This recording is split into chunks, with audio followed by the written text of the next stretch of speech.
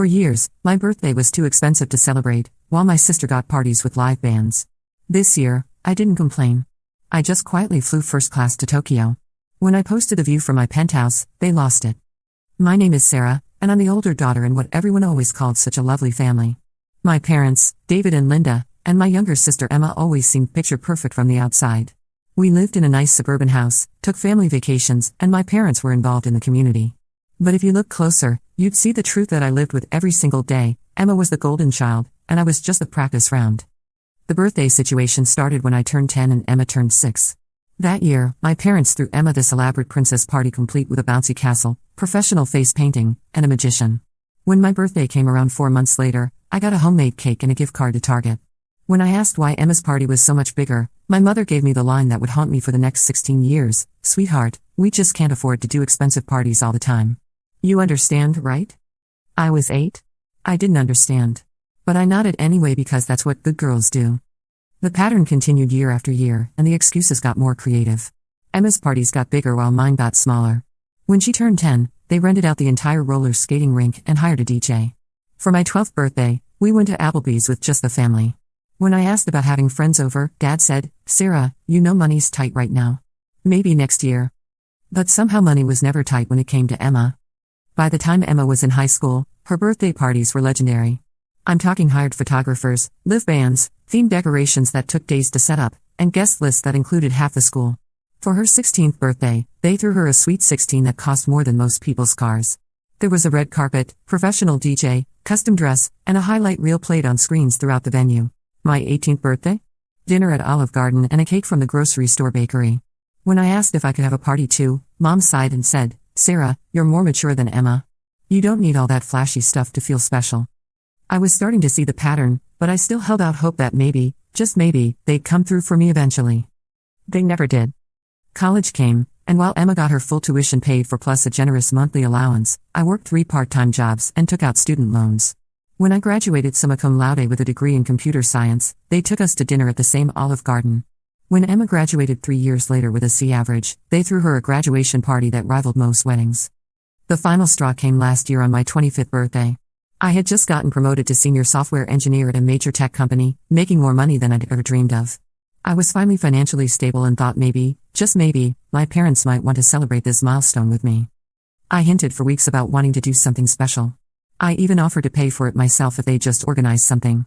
But when the day came, I got the usual, dinner at a chain restaurant and a half-hearted happy birthday sung by a teenage server who clearly didn't want to be there. Meanwhile, Emma was already planning her 23rd birthday party for the following month.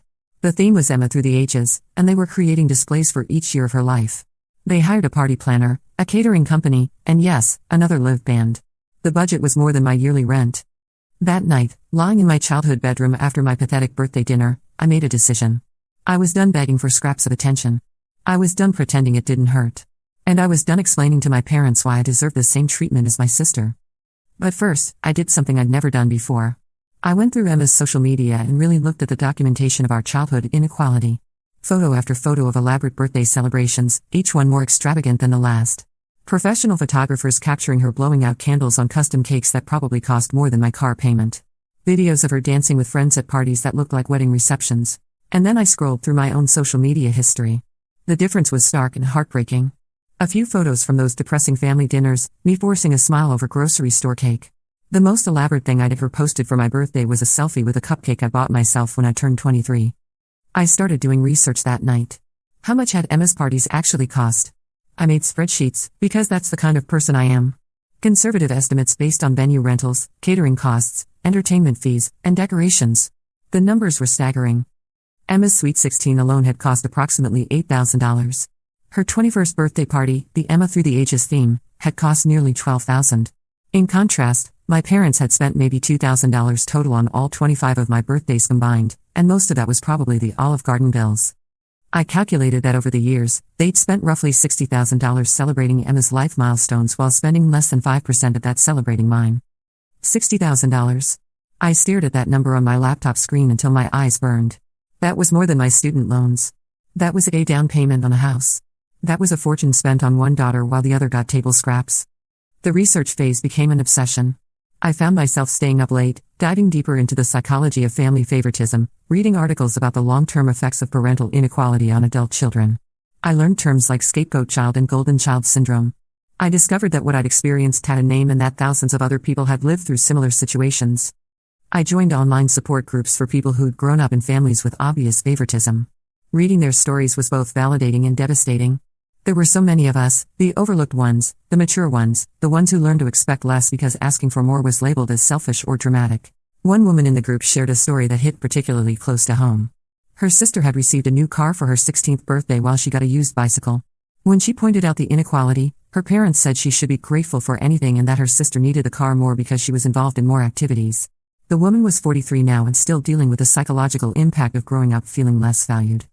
Another man wrote about how his brother's college graduation was celebrated with a big party and expensive gifts, while his own graduation went completely unacknowledged because his parents were too tired from planning his brother's celebration.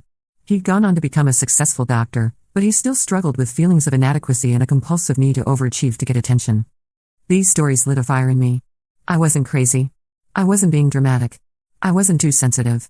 I was responding normally to abnormal treatment. But instead of just feeling sorry for myself, I decided to channel that energy into something productive. I started planning my revenge, but not the destructive kind. The kind where you win by succeeding so spectacularly that everyone has to notice. I started planning. I opened a separate savings account that I nicknamed Operation Self-Worth in my head. Every dollar that went into that account was a dollar invested in finally treating myself the way I deserved to be treated. I set up automatic transfers and treated it like any other essential bill. The lifestyle changes were dramatic but oddly liberating. I canceled my Netflix subscription, stopped buying coffee out, started making all my meals at home, and declined every invitation that cost money. My coworkers started calling me a hermit, but I didn't care. Every sacrifice felt like a step toward freedom. I also started documenting everything. Not publicly, I didn't want to tip my hand, but privately. I kept a journal of every family interaction, every slight, every time my parents spent money on Emma while claiming they couldn't afford something for me. I photographed the receipts for my birthday dinners and saved screenshots of Emma's party planning posts. The documentation served two purposes. First, it kept me motivated when the saving got difficult. Second, it helped me realize just how pervasive the inequality had been. It wasn't just birthdays. It was graduation gifts, holiday presents, emergency financial help, and 1,000 tiny daily preferences that added up to a lifetime of feeling less important. During this planning phase, I also started setting boundaries that my family didn't understand. When Emma asked me to help with her party planning, I started saying no. When my parents asked me to contribute money toward Emma's gifts, I declined. When they expected me to drop everything to help with family crises that somehow always centered around Emma's needs, I wasn't available. "You've become so selfish lately," my mother said during one particularly tense family dinner 6 months into my saving plan. "Have I?" I asked, cutting my chicken with precise movements. "Or have I just stopped being automatically available for everyone else's priorities?" The table went quiet. Emma looked uncomfortable, probably sensing that something had shifted in the family dynamic but not quite understanding what. "Sarah's going through something," my father said to my mother, as if I wasn't sitting right there. "It's probably work stress." I looked up from my plate and smiled. "Actually, I've never been happier with my work. I got another promotion last month." This was true. My obsessive focus on saving money had translated into obsessive focus on advancing my career. I'd been working harder than ever, taking on additional responsibilities, and positioning myself for rapid promotions and salary increases. Every raise meant more money for Operation Self-Worth. "That's wonderful, honey," Mom said, but she sounded distracted. Emma had started talking about her upcoming party theme, and Mom's attention had already shifted back to the golden child. I excused myself early that night and went home to transfer my latest bonus into the Tokyo Fund. The balance was growing faster than I'd hoped, but not fast enough for my impatience. That's when I decided to get serious about side hustles. I started doing freelance web development projects in the evenings and weekends. I sold things I didn't need. I even picked up a part-time job teaching coding classes online. My schedule became ruthless, but every extra dollar felt like buying back my self-respect. The hardest part wasn't the lifestyle changes or the extra work. The hardest part was watching Emma's 23rd birthday party planning unfold while I smiled and pretended everything was normal. The Emma Through the Ages theme required months of preparation. My parents spent weeks going through photo albums, creating displays for each year of Emma's life. They hired a professional videographer to create a highlight reel. They commissioned custom decorations and had a dress made for Emma that cost more than my monthly rent. I helped when asked, because refusing would have raised suspicions. But inside, I was counting the cost of every detail and adding it to my mental tally of inequality. The flowers alone cost more than my parents had spent on my last 3 birthdays combined. The party itself was a production worthy of a Broadway show. The venue was a restored mansion with ballroom ceilings and crystal chandeliers. Professional photographers captured every moment. A string quartet played during cocktail hour, followed by a full live band for dancing. The catered dinner featured multiple courses prepared by a chef who'd worked at Michelin-starred restaurants. Emma looked like a princess in her custom dress, surrounded by friends and family who'd all dressed up for her special day. My parents gave speeches about how proud they were of her, how special she was, how much joy she'd brought to their lives. I sat at my assigned table, not the family table, because Emma's friends took priority, and watched the whole production with a mixture of sadness and determination. This was exactly what I'd always wanted. Not the specific details, but the feeling of being celebrated, of being the center of attention for one day, of having people make an effort to honor my existence. But as I watched Emma accept gift after expensive gift, I realized something important. I didn't want this exact party. I didn't want to be the center of a performance designed to impress other people. I wanted something that actually reflected who I was and what I valued. I wanted an adventure. I wanted to see the world. I wanted to experience something beautiful and meaningful, not just expensive and showy. That's when the Tokyo idea crystallized. Not just as revenge, but as the birthday celebration I actually wanted. Over the next year, I worked harder than I'd ever worked before. I took on freelance projects, optimized my investment portfolio, and saved every penny I could. I also started pulling away from my family. Not dramatically, I didn't want them to suspect anything. I just gradually became less available for family dinners, less responsive to group texts, and less interested in hearing about Emma's latest achievements or party plans. When they asked what was wrong, I just said I was busy with work. They seemed relieved, honestly. One less person they had to pretend to care about equally. Meanwhile, I was living like a monk. My coworkers joked that I never went out anymore, never bought anything fun, and seemed to have disappeared from social media entirely. They weren't wrong. Every dollar I didn't spend on going out, every vacation day I didn't use, every bonus and raise I received, it all went into my birthday fund. I researched everything meticulously. The best time to visit Tokyo, the nicest hotels, the most exclusive restaurants. I learned basic Japanese phrases and read every travel blog I could find. I booked a beautiful suite at the Park Hyatt Tokyo, not the penthouse, but a corner suite on the 40th floor with stunning city views. I managed to secure reservations at several high-end restaurants and planned experiences I'd dreamed about for years. The plan was simple. I would spend my 26th birthday in Tokyo, staying in a beautiful suite at the Park Hyatt, dining at incredible restaurants, and doing everything I'd ever dreamed of. But more importantly, I would document every moment and share it at exactly the right time for maximum impact. 3 weeks before my birthday, Emma started talking about her 22nd birthday party plans. This year's theme was Hollywood glamour, and yes, they were hiring another live band plus a string quartet for the cocktail hour. The venue was a historic mansion that cost more per night than most people make in a week. "Sarah, you'll help with setup, right?" Emma asked during Sunday dinner, not really asking. "Actually, I might not be available that weekend," I said casually, cutting into my mom's pot roast. The table went quiet. I never missed Emma's birthday parties. I was always there, helping with setup, taking photos, and cleaning up afterward while Emma held court like the princess she'd always been treated as. "What do you mean you might not be available?" Mom asked, her voice tight with that special tone she used when someone wasn't following the family script. "I might have work stuff," I lied smoothly. "Big project coming up." Dad frowned. "Can't you just tell them you have a family commitment?" I looked up from my plate and smiled. I did. My family commitment is to myself. The conversation moved on, but I caught the looks they exchanged. They weren't used to me having boundaries. 2 weeks before my birthday, I submitted my vacation request at work. 2 weeks in Japan, starting on my birthday.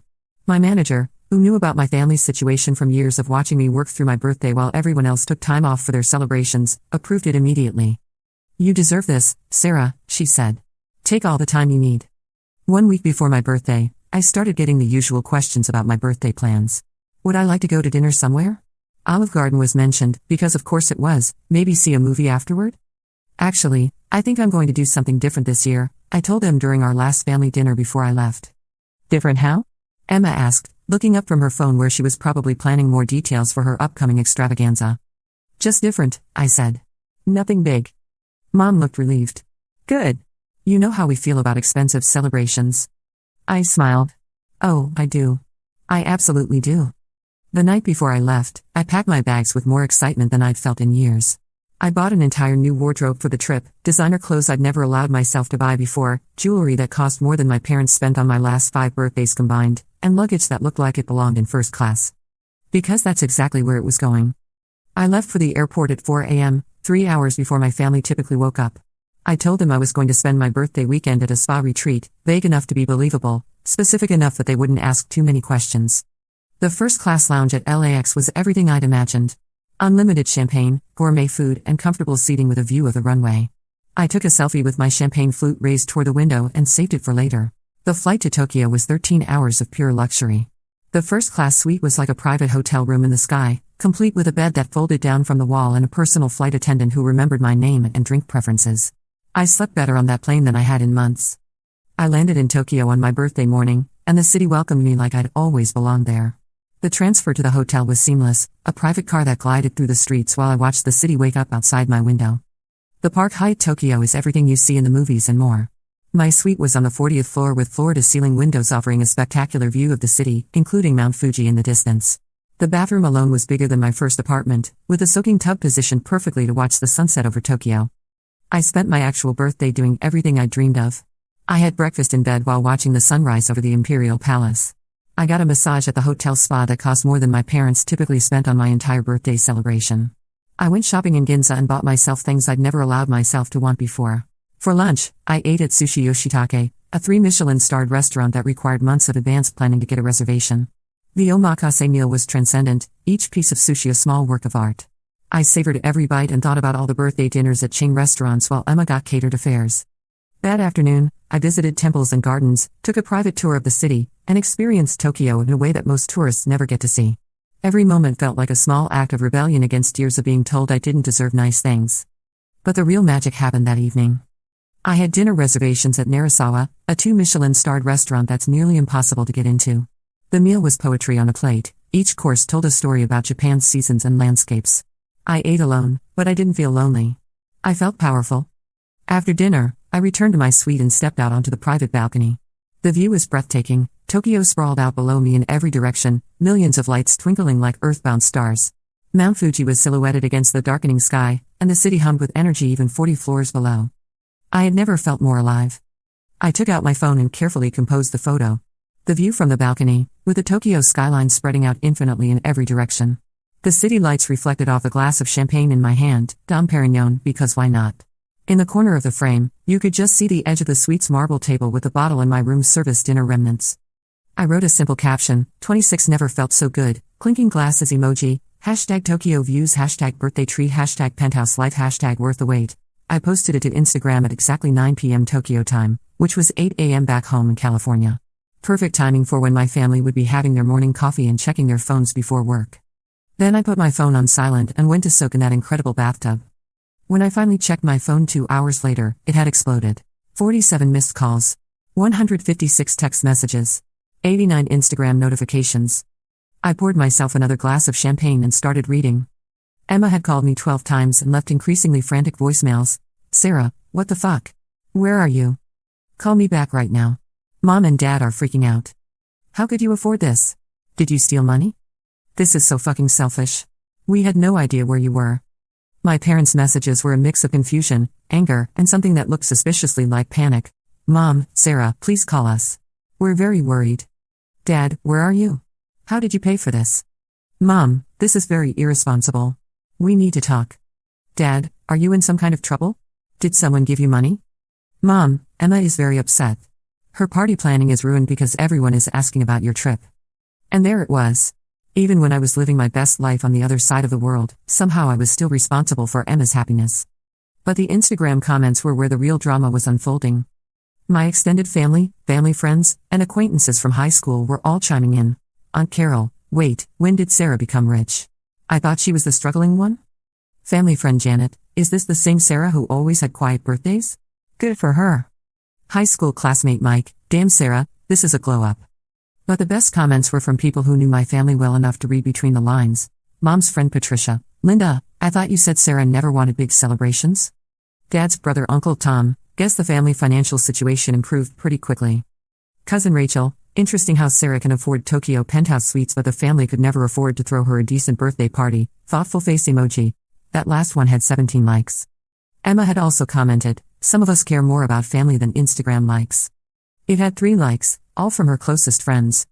The comment that made me actually laugh out loud came from my coworker Jake. Sarah finally learned to celebrate herself the way she deserves, party popper emoji. I decided to respond to that one, better late than never, smiley face emoji. My phone immediately started ringing. Mom. I let it go to voicemail and listened to the message. Sarah Elizabeth, you call me back right now. We are worried sick and your sister is beside herself. This is not like you, and we need to know what's going on. I poured myself more champagne and crafted my response carefully. I called Emma first. Where the hell are you? She answered on the first ring. Tokyo, I said simply. I can see that from your Instagram post that literally everyone is talking about. How could you just disappear without telling us? And how the hell are you staying in a penthouse? I saved up, I said. You know, the money I didn't spend on birthday parties. Silence. That's not funny, Sarah. It wasn't meant to be. Mom and Dad are freaking out. They thought something happened to you. I told them I was going to a spa retreat for my birthday weekend. A spa retreat is not the same as flying to Japan. True, I agreed. This is much better. You're being selfish, Emma said, and I could hear the tears in her voice. My party is in 2 weeks, and now everyone is asking about your trip instead of focusing on my celebration. And there it was. The real issue wasn't that they were worried about me. It was that I had dared to upstage Emma. I'm sorry my birthday is affecting your birthday, I said, not sorry at all. That's not what I meant, actually, Emma, I think that's exactly what you meant. Just like it's always been exactly what you meant. I hung up. Mom called 30 seconds later. Sarah, we need to talk. I'm listening. How could you just leave without telling us where you were really going? We were worried sick. I told you I was going away for my birthday weekend. You said a spa retreat. I said I was going to do something different for my birthday and that it would be good for me. Tokyo definitely qualifies. Sarah, this isn't like you. And that was the problem, wasn't it? The real Sarah, the one who wanted nice things and special celebrations and to feel valued, had never been allowed to exist. Maybe you don't know me as well as you think you do, I said. How did you pay for this? Are you in debt? Are you in some kind of trouble? I saved up, Mom. I work hard, I make good money, and I decided to spend it on myself for once. But this must have cost more than you've ever spent on my birthday? Yes. It did. Silence. Sarah. I have to go, Mom. I have dinner reservations. We need to talk about this when you get home. Do we?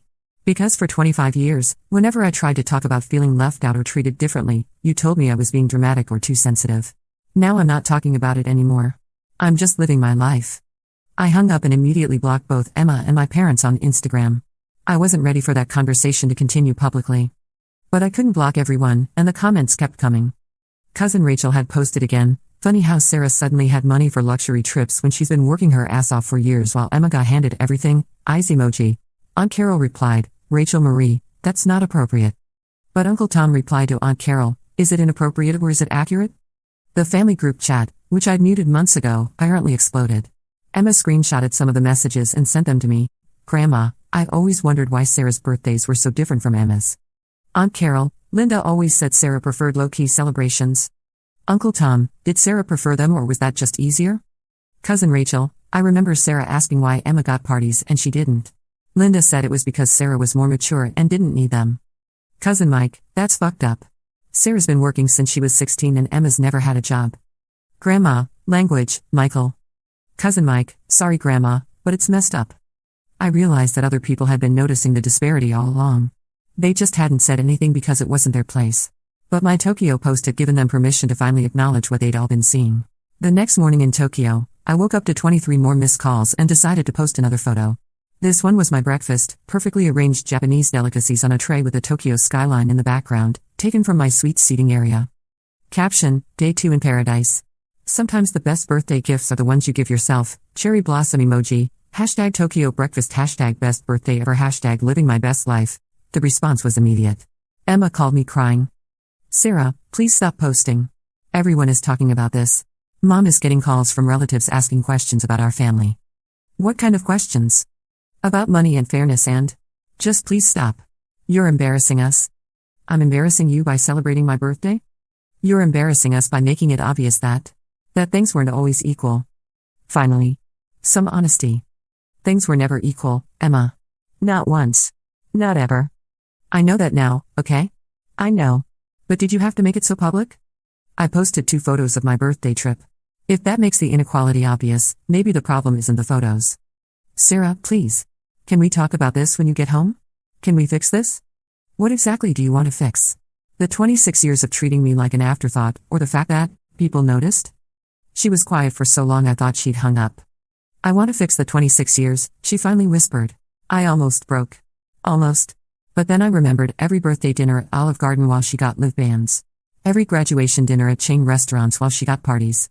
Every time I was told I was too mature to need celebration while she got red carpets and photographers. I don't think you can, I said softly. Some things can't be fixed, Emma. They can only be learned from.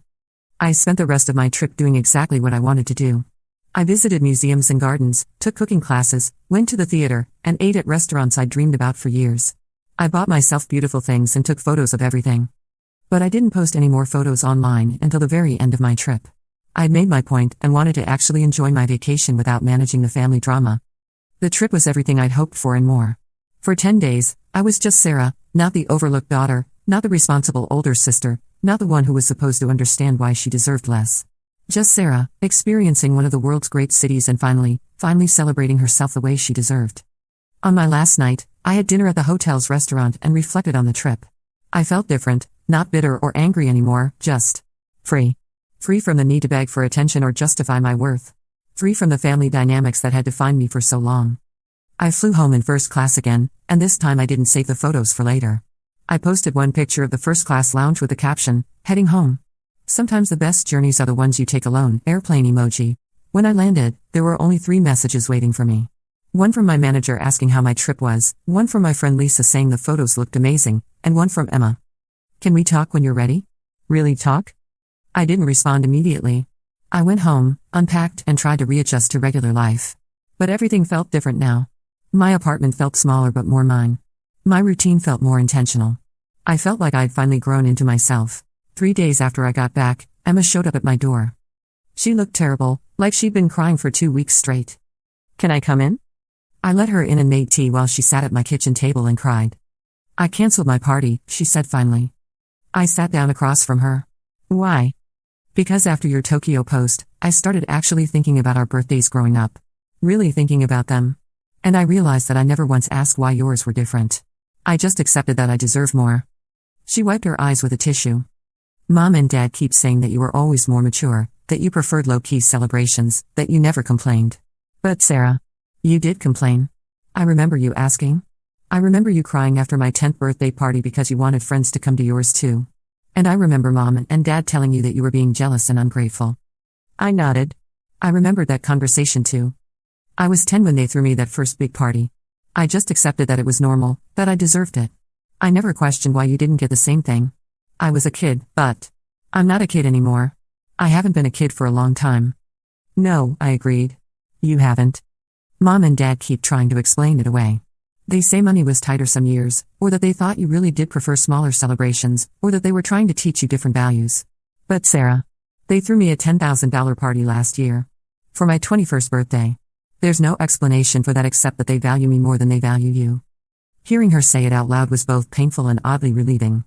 The thing is, I said carefully, I don't think they set out to value you more. I think they just fell into a pattern when we were kids, and it became easier to keep justifying it than to admit they'd been unfair. But the result is the same. Yes. The result is the same. We sat in silence for a while. I can't undo 26 years of birthday parties, Emma said finally. No, you can't. But I can try to do better going forward. We all can.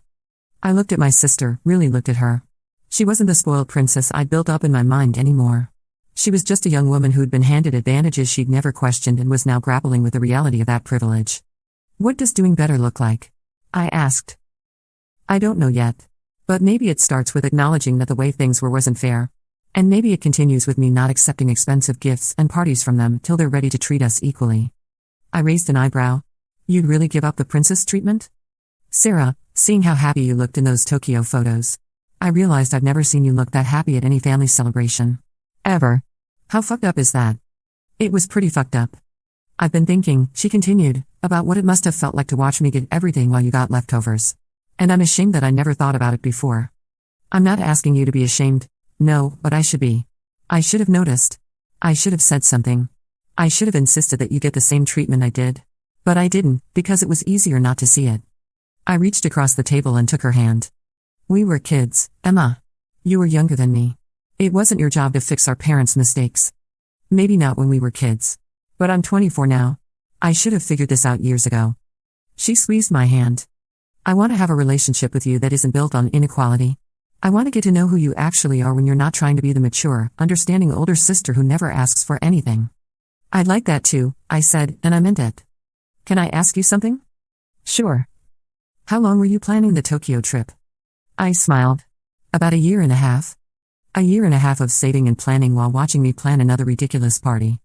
Pretty much. I would have been so angry. I would have exploded at some point. I was angry. I just channeled it differently. Into the most epic birthday celebration I've ever seen. I learned from the best, I said, grinning. She laughed despite her tears. Touché. We talked for another 2 hours. Really talked, maybe for the first time in our adult lives. She told me about the pressure she felt to be the perfect daughter, the guilt she carried about always being the favorite, and the fear that she'd never accomplish anything on her own merit. I told her about the loneliness of always being overlooked, the exhaustion of pretending not to care, and the liberation of finally putting myself first. When she left, we hugged, a real hug, not the obligatory family hug we'd perfected over the years. Sarah? Yeah? I'm really glad you went to Tokyo. I'm glad you celebrated yourself the way you deserved. And I'm sorry it took your Instagram post for me to see what was right in front of me. I'm glad I went too. My parents took longer to come around. They called several times trying to get me to admit I'd been dramatic or attention-seeking. They suggested family therapy, which was rich considering they'd spent decades dismissing any suggestion that there was a problem. But Emma kept her word. When they tried to plan her 22nd birthday party, she told them she didn't want one unless they were prepared to throw me an equally elaborate 27th birthday party. But Sarah doesn't want big parties, Mom protested. Did you ask her? Emma replied. They hadn't, of course. So they asked me. I'd love a party, I said simply. I've always wanted a party. The conversation that followed was long and uncomfortable. There were tears, accusations, and a lot of defensive explanations about money and timing and what they thought I wanted. But eventually, slowly, they began to understand what they'd done. Not just the birthday parties, but the underlying message they'd sent for 26 years, that Emma was worth celebrating and I was not. My 27th birthday party was beautiful. Nothing over the top, I didn't need to prove anything anymore. Just a nice dinner with friends and family, good music, and a cake that wasn't from the grocery store bakery. Emma gave a toast about growing up and learning to see beyond your own experiences. My parents apologized publicly for not celebrating me properly before. It was everything I'd wanted when I was 8 years old, and somehow that was enough. But honestly, the Tokyo trip was better. Because the Tokyo trip wasn't about them finally giving me what I deserved. It was about me finally giving myself what I deserved. It was about learning that I didn't need their permission to celebrate my own life, to spend money on my own happiness, to take up space in my own story. The Instagram post that started this whole thing has over 300 likes now and dozens of comments from people sharing their own stories about family inequality and the importance of advocating for yourself.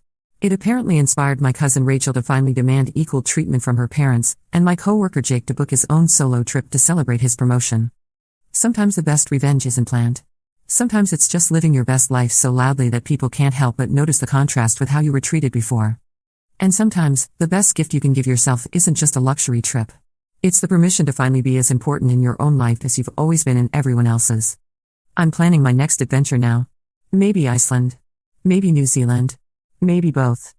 And this time, I might even tell my family where I'm going. But I definitely won't be asking for their permission.